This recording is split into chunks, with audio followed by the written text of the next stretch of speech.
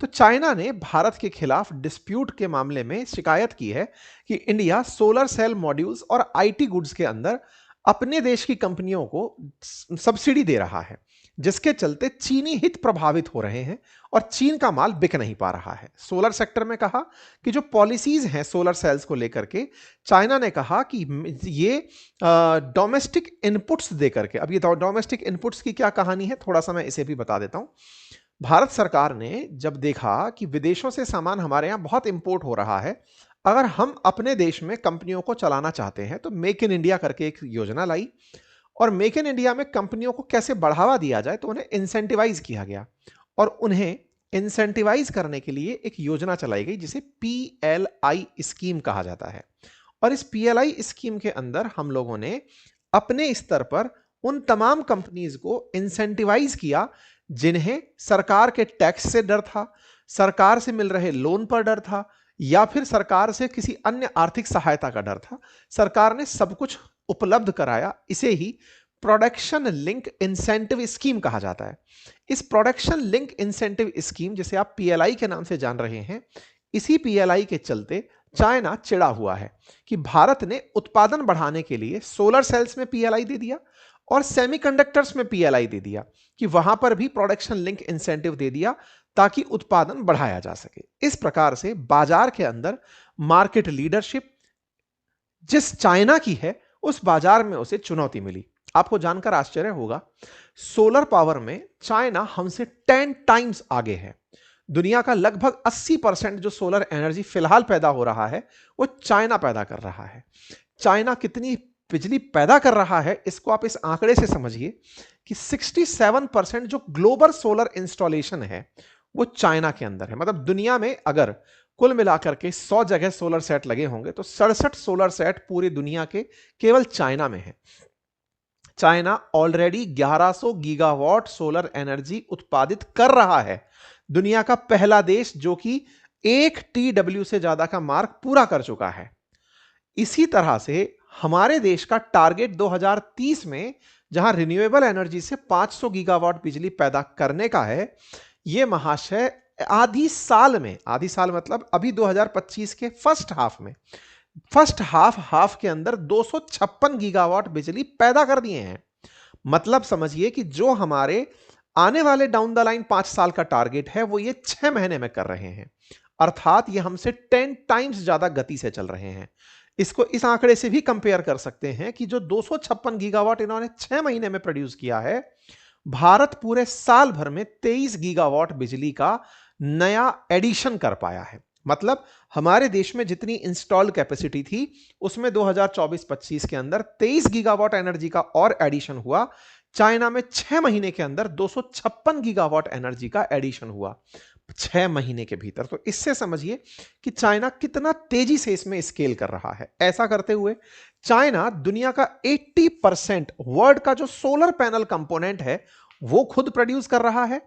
साथ में 98% वेफर्स और 92% ऑफ द सेल्स जो हैं, जो सोलर सेल्स हैं, वो खुद प्रोड्यूस करता है। खुद के लिए तो उसने इंस्टॉल कैपेसिटी बना ही ली।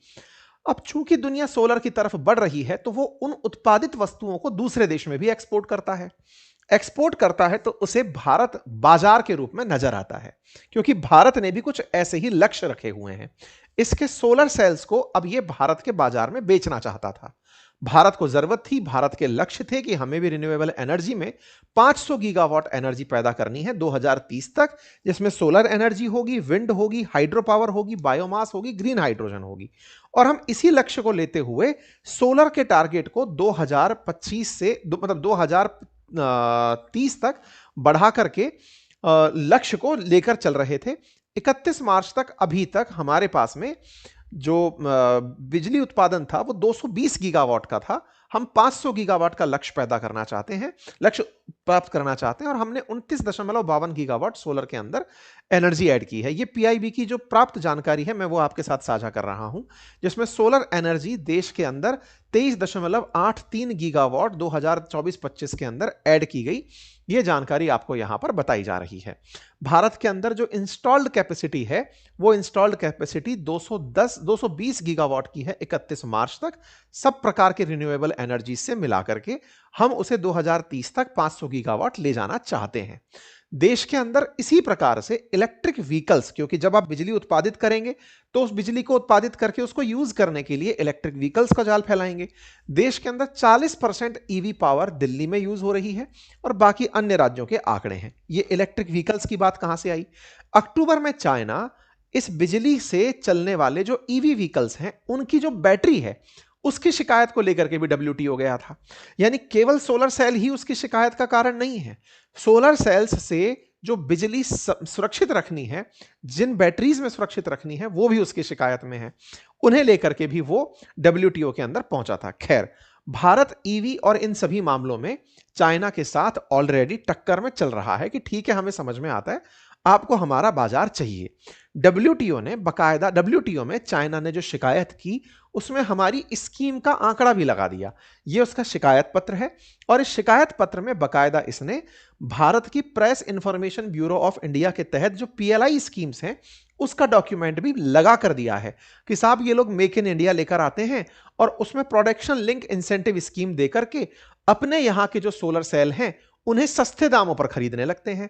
तो मेरा जो माल बेचने में जाता हूं वो उतने में कोई खरीदता ही नहीं है। भारत ने पहले से ही सोलर सेल्स को अपने यहां पर बन महंगा रहा है लेकिन सब्सिडी देकर सस्ता कर दिया है। मान लीजिए 100 रुपए का बनकर आ रहा है, लेकिन वो जनता से कह रहे हैं कि खरीदना चाहते हो तो 60 रुपए में खरीद लो। 40 रुपए भारत सरकार खुद दे रही है। बोले ऐसा करके कोई मेरा प्रोडक्ट क्यों खरीदेगा जब उनका अपना प्रोडक्ट 60 रुपए में मिल रहा है? तो बोले साहब इसमें आपको दर्द क्यों हो रहा है? बोले साहब दर्द इसी बात पर है कि मेरा प्रोडक्ट कोई खरीदना ही नहीं चाह रहा, सरकार मेरे साथ ऐसा कर रही है। बोले सरकार क्या कह के कर रही है?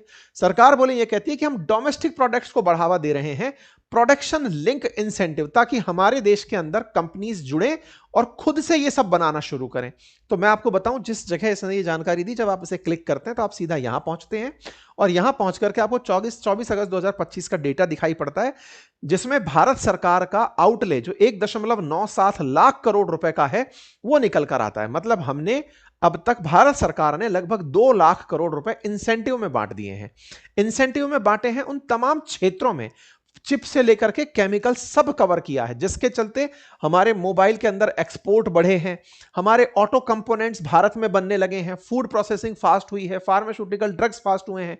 जिनको लेकर शिकायत करने पहुंचा है दैट इज सोलर पीवी और सेमीकंडक्टर, अगर आप उन्हें देखें तो भारत ने 48,120 करोड़ रुपए का इन्वेस्टमेंट इसमें प्लान किया हुआ है।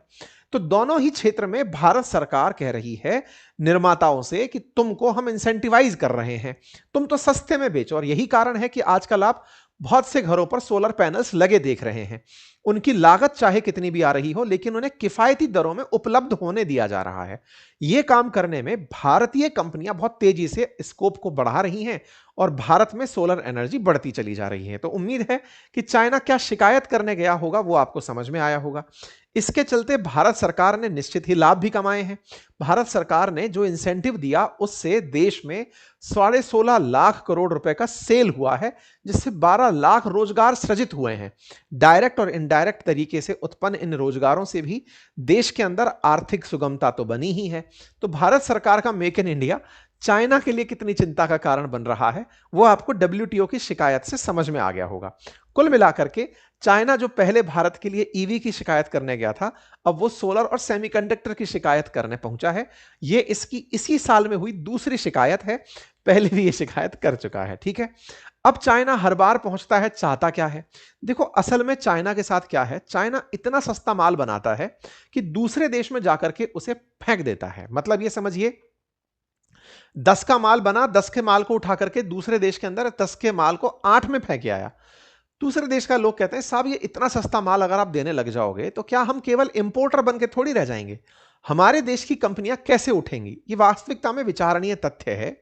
आज चाइनीज मोबाइल जो बाजार में भर भर के आते हैं, 5-5 हजार 10-10 हजार में चाइनीज मोबाइल की बाढ़ आ रखी है।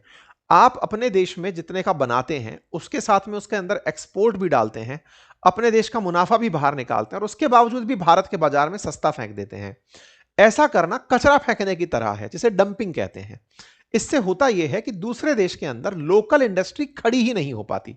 विचारणीय बात है कि चाइनीज प्रोडक्ट्स जो भारत में फेंके जा रहे थे, भारत सरकार ने पीएलआई योजना के माध्यम से अपने ही देश में मोबाइल्स को बनाने के लिए कंपनीज को बुला लिया कि तुम फेंको मत, पहले यहां पर रोजगार देने आओ, बनाओ यहीं पर ही, और फिर तुम इसको एक्सपोर्ट करो। तो आज दुनिया की बड़ी सारी मोबाइल निर्माता कंपनी हमारे देश में मोबाइल बना करके हमारे देश से दूसरे देश को बेचने जा रही हैं। हमने इसमें बड़ा इजाफा किया। ऐसे में जब कोई देश आपके देश की कंपनियों को चलने ही ना दे रहा हो अपने सस्ते प्रोडक्ट के चलते, तो सामान्यतया जो देश मंगा रहा है, इंपोर्टिंग कंट्री है, वो एंटी डंपिंग ड्यूटी लगा देती है। हालांकि आपको सस्ता माल भी चाहिए, क्योंकि जनता तक सस्ता माल सुगम रूप से पहुंचता है तो कुछ फायदे ही होते हैं। लेकिन सस्ते माल को आप रोकने के लिए जो एंटी डंपिंग ड्यूटी लगाते हैं, चाइना इसकी शिकायत भी करता है। वो कहता है साहब मेरे माल तो सस्ता बनता है, मेरे ऊपर डंपिंग क्यों लगा रहे हो, मैं कोई कचरा थोड़ी फेंक रहा हूं, मेरा तो माल ही सस्ता बनता है। आपको मालूम होगा कहीं किसी जगह आप घूमने जाएं तो किलो के भाव से आपको घड़ियां, कैलकुलेटर्स, ये सब मिलते दिखाई देते हैं, क्योंकि उसने कचरे की तरह ही उन्हें फेंका है। बस यही सारी बात है जिसको लेकर चाइना पहुंचा है। हम अपनी बात पर सही हैं, वो उनकी बात पर। सर ये WTO जो जिनेवा के अंदर है, क्या ये किसी का वाकई में फैसला भी करता है कि बस शिकायत ही शिकायत होती है? मैंने जैसे पहले भी बताया, ये फैसले करता है। इसके यहाँ पर डिस्प्यूट रिड्रेसल बॉडी है, अपीलेट बॉडी भी है। आप जब कोई शिकायत करते हैं तो उसकी सुनवाई भी होती है, आपका पक्ष भी सुना जाता है, दूसरे का पक्ष भी सुना जाता है। और जब पक्ष दूसरे का सही होता है तो जिस देश पर आरोप लगा है उससे कहा जाता है कि अपने यहां की नीतियों को बंद करे। अगर वो बंद नहीं करता तो उस देश ने जिसने आरोप लगाया है उससे कहा जाता है कि तुम भी टैक्स लगा लो। बस इतना ही पनिशमेंट ये दे पाता है, ठीक है। तो इसके अंदर WTO के द्वारा कई ऐसे फैसले हैं जो भारत के खिलाफ भी आए, कनाडा के खिलाफ, US के खिलाफ, चाइना के खिलाफ आते रहे हैं। लोग शिकायत करते हैं, ये अपनी तरफ से एक्शन ले लेता है। इन भाई साहब के ऊपर नहीं ले पाता है, वो बात अलग है, ठीक है। हालांकि फिलहाल के लिए चाइना भले ही WTO में शिकायत कर रहा हो, अमेरिका का मानना यह है कि चाइना भारत के साथ मित्रता निभाना चाहता है, ताकि भारत अमेरिका की गोदी में ना चला जाए और वो चाइना के साथ व्यापारिक भागीदारी में बना रहे। ये अमेरिका का रिसर्च है जो हाल ही में रिपोर्ट में निकल करके आया है। एनीवे, फिलहाल के लिए तो आप चाइना पर ही फोकस करें और ये माने कोई किसी का शत्रु नहीं, कोई किसी का मित्र नहीं, केवल पैसा है, व्यापार है। आप लोग क्या सोचते हैं अपनी राय कमेंट बॉक्स में जरूर बताइएगा। और एक जरूरी जानकारी जान जाइएगा, साल के अंत में हमारे द्वारा हमारे सभी कोर्सेज और बुक्स पर 50% ऑफ का ऑफर लाया गया है। अपनी पाठशाला एप्लीकेशन का लिंक कमेंट बॉक्स में है, अभी जाइए, सीमित समय के लिए यह ऑफर है, इसका लाभ सुनिश्चित करिए। इसी तरह बातें बाजार की एप्लीकेशंस के भी सभी कोर्सेज पर ऑफर आया हुआ है, आप जाकर उनको एक्सेस कर सकते हैं। Thank you so much.